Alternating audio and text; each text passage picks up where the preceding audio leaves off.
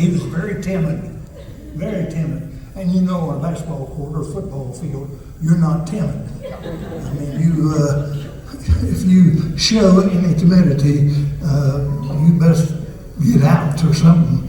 Anyhow, I put all the boys in a circle right in the middle of the floor and put Ronnie in the middle. And I told one of my seniors, okay, go get him.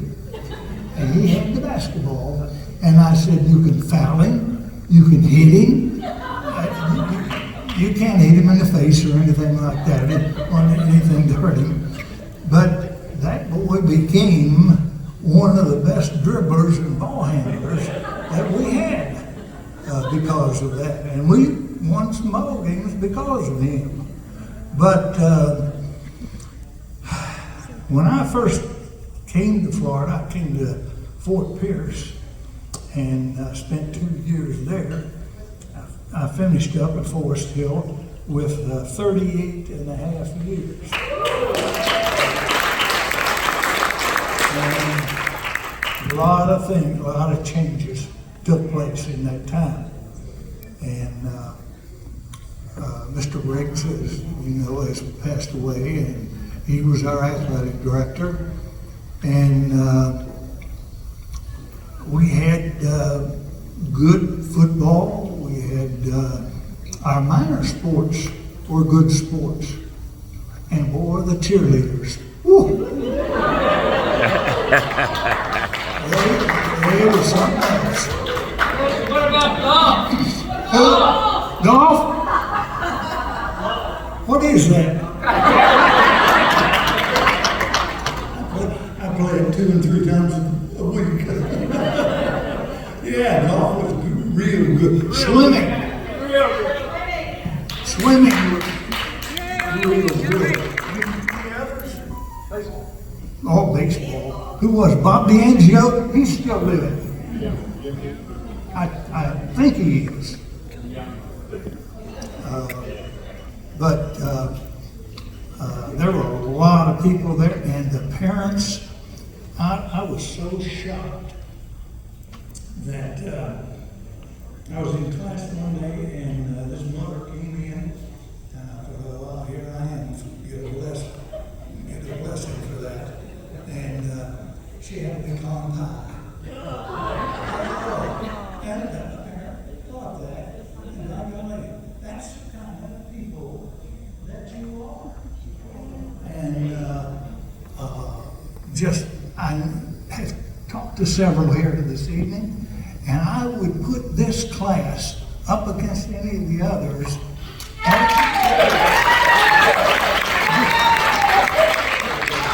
as to the people who have been successful in life. All that I see out here, successful people, and they were good students. Good students, yes ma'am, no ma'am, yes sir, no sir. And now it's, hey you. I remember the last week before I retired, I heard this scuffling outside my room there, and I went out to see what was going on, and there was a young lady, young man, really going at cussing each other. Boy, I mean the blue streak.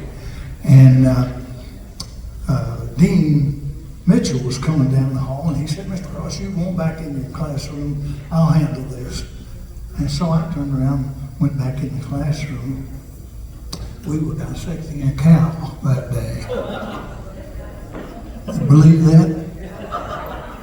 It was. My friend over on Lake Worth Road there had the butcher shop over there. And he gave me the entrails of a cow and many other things that goes with it. And principal walked up, and I didn't know he was coming. We had it all stretched out on the floor there, looking at the parts and everything. And principal came in, he stepped in the door, and looked at me kind of askance, and I thought, boy, I'm in deep trouble now. But he just, that's all he did. And he turned around and walked out. But we got kicked out.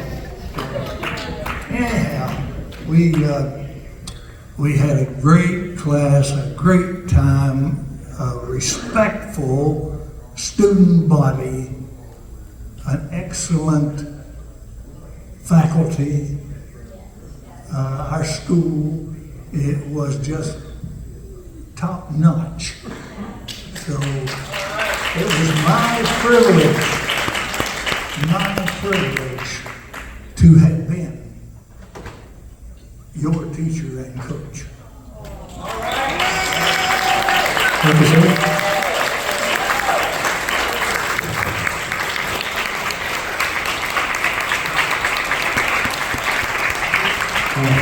Mr. Baker?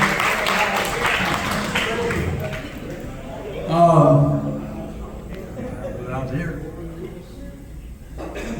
I wonder what all of you have been doing for 55 years.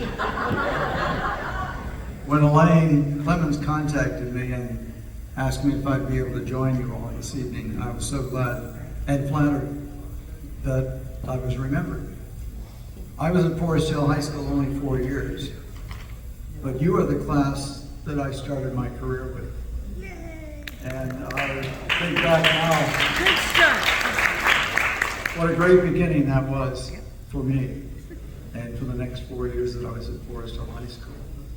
There are a lot of memories all of us have of, events like homecoming and clubs.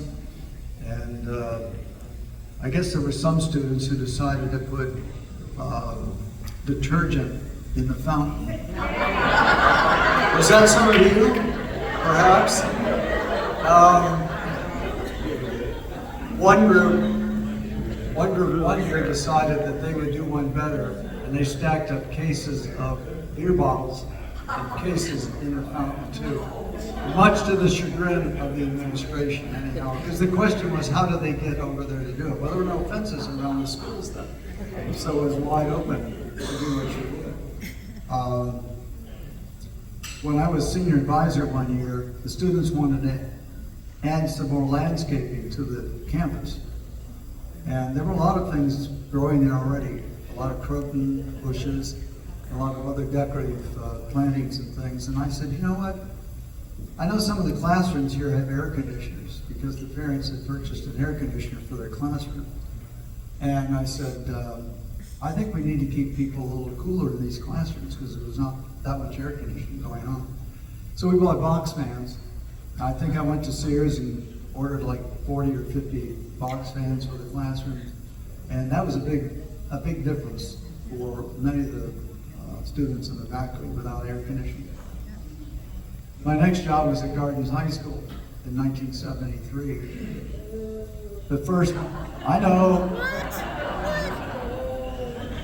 Falcons are always in my heart. It was the only air-conditioned school in Palm Beach County. I don't know why, but when they offered me a job there, I said, I'll take it. I'll teach anything but PE. At least I'm inside.